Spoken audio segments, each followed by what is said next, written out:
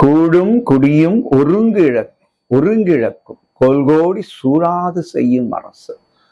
இதுவும் ஒரு அரசாள்பவருக்கு சொல்லக்கூடிய ஒரு அற்புதமான ஒரு ஆலோசனை அல்லது ஒரு நெறிமுறை என்று எடுத்துக்கொள்ளலாம்.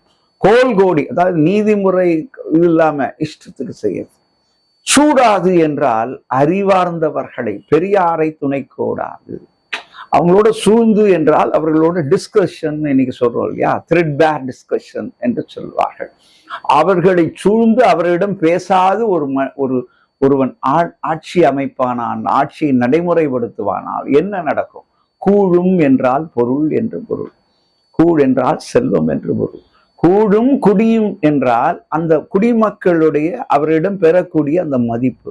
என்ன சொல்லுவாங்க, இந்த இந்த ஆட்சியை பத்தி பேசாதீங்க, ஏன் எப்படி நாங்கெல்லாம் ஓட்டு போட்டோன்னே தெரியலன்னு வருத்தப்படக்கூடிய ஒரு நிலை.